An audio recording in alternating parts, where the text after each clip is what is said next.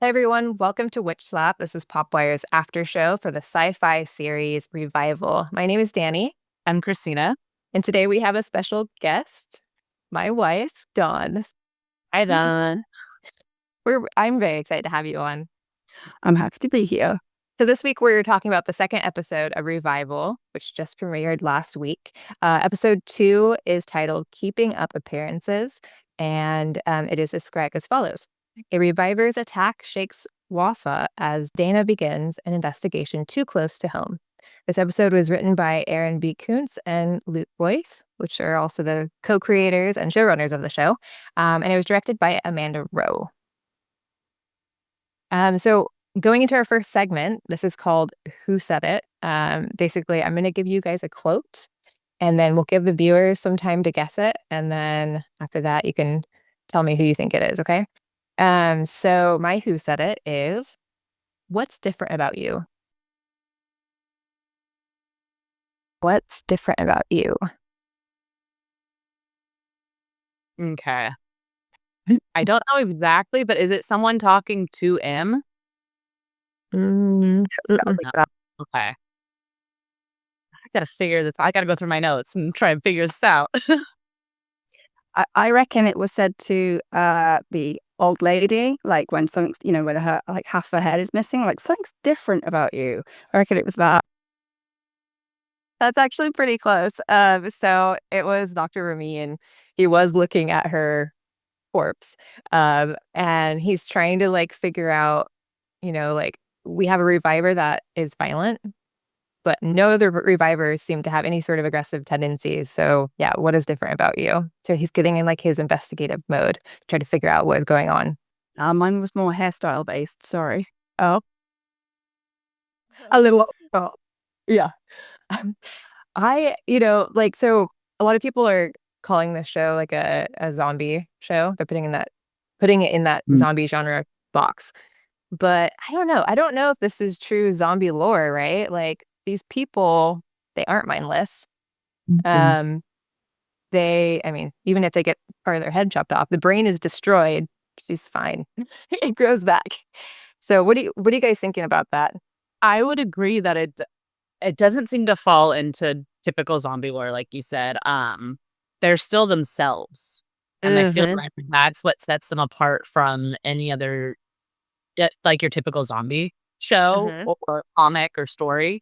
It's the fact that they remain like they keep their own autonomy and they know who they are and just want to live life still. It's more like necromancy, like the dead coming back, but they're not quite. Apart from again, old lady Arlene, she's another level. She's relatively aggressive. She's got some beef, but everybody else, it's more like necromancy, like magic. That's an interesting take. So yeah, there's probably all different kinds of way that the origin of this phenomena could be. But yeah, I hadn't even considered magic, so that's really interesting. Yeah, I hadn't either, but I feel like we should because this is sci-fi, both the work and the genre. So I wouldn't put it out of the realm of possibility of something like that, or aliens, or something like just weird and different, but not zombie. All right, so we're going to move on to our next segment, which is our favorite moments from the episode. Christina, do you want to start us off? Sure.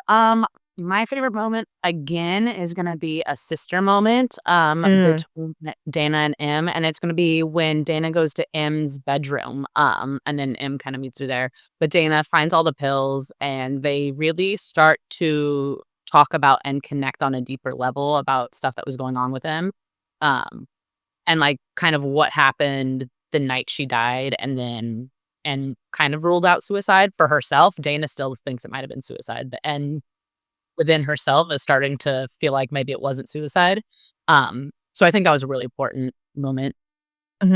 Yeah, I agree. I think that M has been really harboring a lot of fear, and she's been going through depression and all these things, and she's really shut herself off even to someone that she was probably most close to, which is her sister. So seeing those layers be peeled back a little bit and those walls start to come down, I think it's been really great to see that. Dawn, what is one of your favorite moments? I think just the actual whole opening sequence, like you've got waking up, being like, what happened to me? Picking up her shoes is kind of like the worst walk of shame ever. Like you're like, oh, I'm just on a bridge now. Like, oh, there's my shoe. Just casually walking back.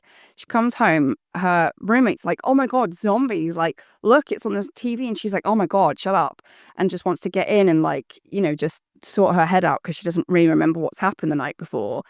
And then she does a bunch of pills, and she's like, wait, why is it's doing anything? And she does more, and then she like punches the mirror, and it's already kind of like we learn that her bones are brittle, and yet her hand doesn't break, but she's cut up.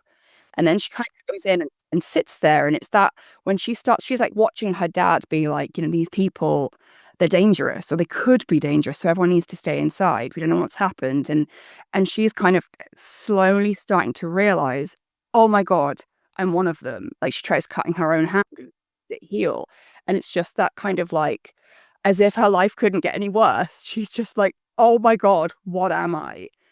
And I just thought really cool. And then flashing like straight into the kind of like the scene of she's now like, her and Dana in the barn, and Dana's having the same realization, like, oh my god, what the hell? Yeah, I'm still alive. Hi. It's like, yeah, it's kind of cool seeing because obviously we sort of like, they have the whole like, it's not an outbreak, but the waking up, everyone kind of is, it's weeks later. And then in episode, it's like, we've already kind of understand the basics of the plot and stuff, and taking it back to the beginning and showing her side of it. It's just, yeah, I thought that was pretty cool. And it kind of introduces sort of like this, is this going to turn into like a murder mystery? Like, what is going on with her? There's so many different pieces of the puzzle of the show. And I mean, kudos to the writers, right? Because like, that's what makes it so interesting. And you get really hooked to it. Yeah. I think it's awesome. My favorite, I have a couple of favorites, but I think my top favorite moment is the bar scene when M gets in a fight with that woman. I don't remember the woman's name, but she's like, she towers over M. And, she just had a really upsetting conversation with Professor Weimar, and she's walking past that woman. She can overhear that woman talking about the people who had died, that they should be sent back to hell where they came from and that kind of stuff. And she's just like, you know what? Fuck this. And she headbutts her. And then the woman just starts wailing on her, and M is just like, bring it on, because she knows that she is going to be fine. And I feel like for her, it's like, I have spent my entire life keeping myself in this protective bubble. I'm angry. I'm confused. Something happened to me. I don't know what's going on, but like, this is my outlet. So I thought that was a really, really great scene. I suppose it's a more constructive way to self-medicate than doing drugs. Like if you're going to heal, you just go in and you just like, just hit me. I can take it. My bones aren't brittle anymore. Just hit me. I don't have to do drugs. Just give me Reviver that. Fight Club. Yeah, she's just like laughing, and like when she stands up and she's like, "Is what?" And she's just like, just taking all these hits of like blood everywhere. Oh man, it was intense. Let's talk about big moments and theories that you guys might have. Who wants to start? I can, just because you were just talking about it. I'd say my big moment is when Dana reveals to Ibrahim about M's disease, because up to this point, we knew that something was going on with M, like from her childhood. Like everyone was treating her with kid gloves, but we didn't really know why. And I think that's gonna inform how she moves forward. And how we interpret everything that she's dealing with moving forward. She's basically been like a kid in a bubble, and then now she can actually live. So I feel like it was just putting the pieces together and made everything kind of click, and made me a lot more excited to watch M's character going forward. Like she had to die to actually truly be able to live for the first time. Absolutely. Yeah. All right, Dawn, how about you? Any theories?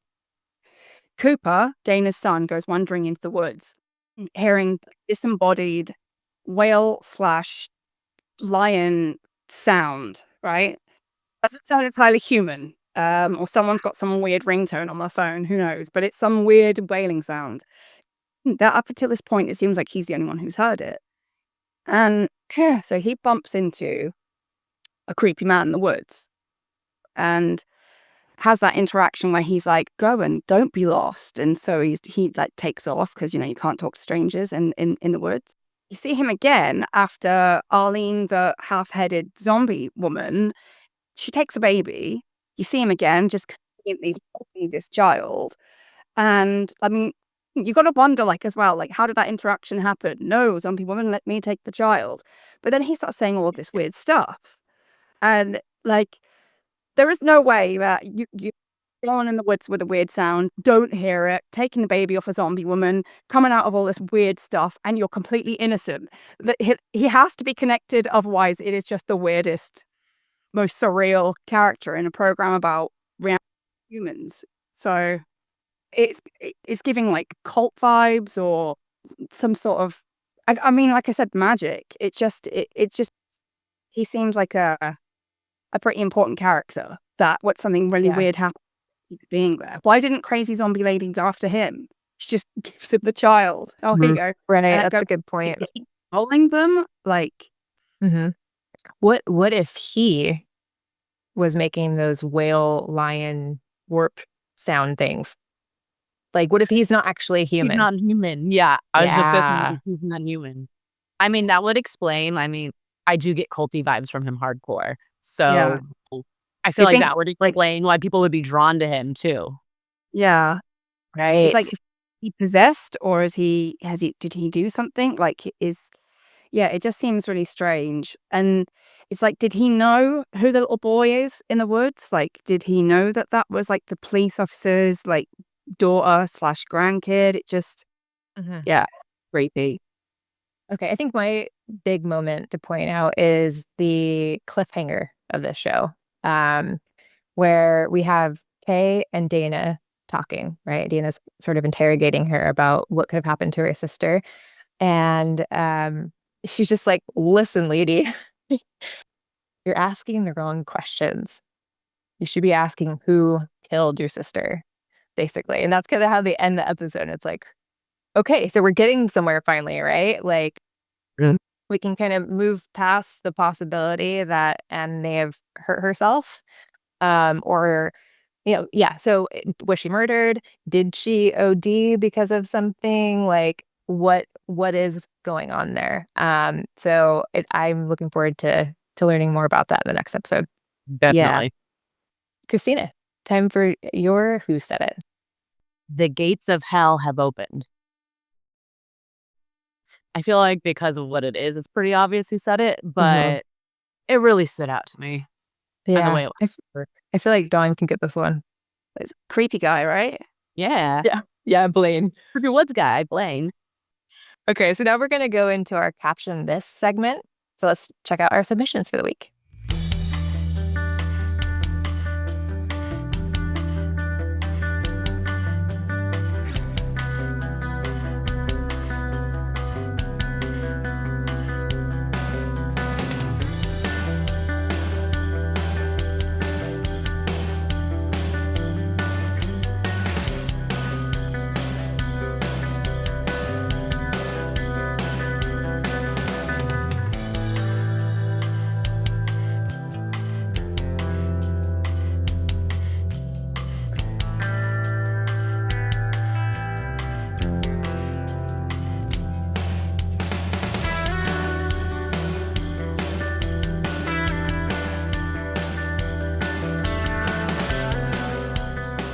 And that was our Caption This submissions for the week. Be sure to follow PopWire on all social media platforms.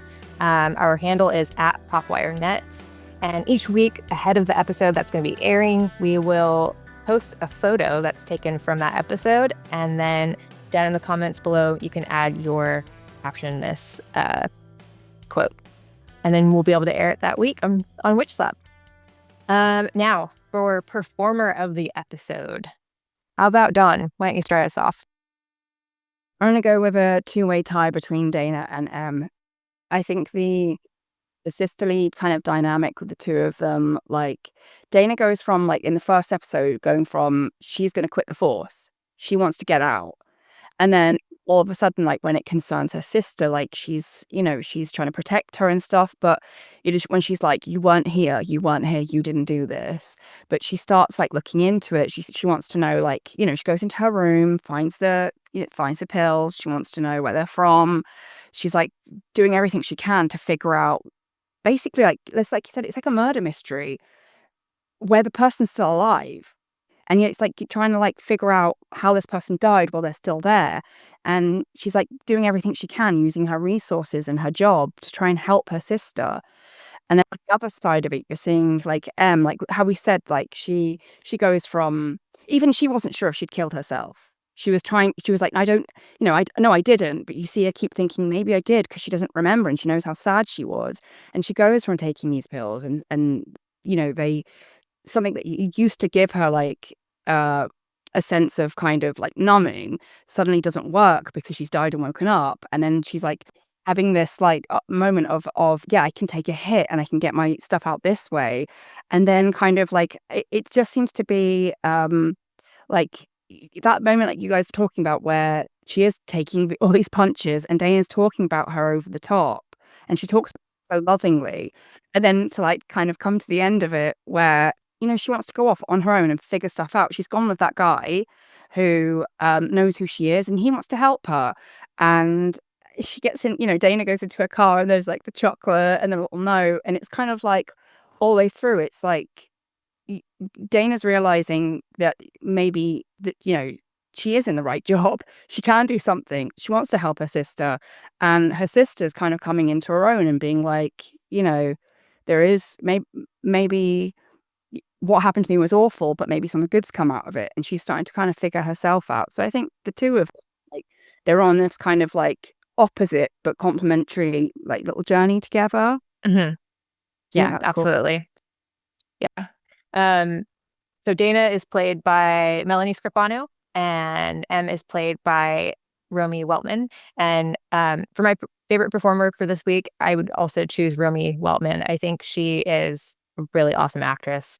Again, going back to that bar scene, just like I don't know, the sort of maniacal look she has, when she's getting beat up and she's just like laughing and like, blood going everywhere. And she's just like, I don't know. It was so believable. Yeah, she did a really great job in that scene. Christina, what about you? Yeah, I also said Romy Weltman. Wow. I would say for the bar scene and also for that opening scene, punching the mirror and everything, kind of discovering who/what she kind of is now. She's just going through it. Romy does such a good job of like making the audience feel it too. Mm-hmm. Yeah, and going back to what Don was saying, the sisterly dynamic that the characters have, I mean, that is to the credit of Melanie and Romy, right? They do such a good job, and there's a lot of love there. There's the protectiveness that Melanie brings to it. There's sort of the rebelliousness that Romy brings to the younger sister. They just work really well off of each other. Yeah, I agree. So that basically wraps up this week for WitchSlapped. Make sure that you guys are checking out Christina's recaps of the show. This episode's link will be found in the description below. It'll be on popwire.net. And then Revival airs on Thursday nights, 10/9 Central on SYFY. And then a week later, you can stream it on Peacock. Do you guys have anything else you want to add? Just keep watching. Yeah. It's got great reviews. Let's keep it up. Yeah, they're at a 92% on Rotten Tomatoes, which is just so rad. I mean, the reception for the show has been really positive, and hope that people keep watching, and I think everyone's going to enjoy it. Be sure to follow PopWire on all social media platforms. Again, our handle is @PopWireNet. And you're not going to want to miss next week. We have a very special guest, so make sure you subscribe to our YouTube channel. Additionally, you can find all of our social media handles down in the description below. But that's it for this week. Thank you, everyone, for hanging out with us. See you again soon. Bye.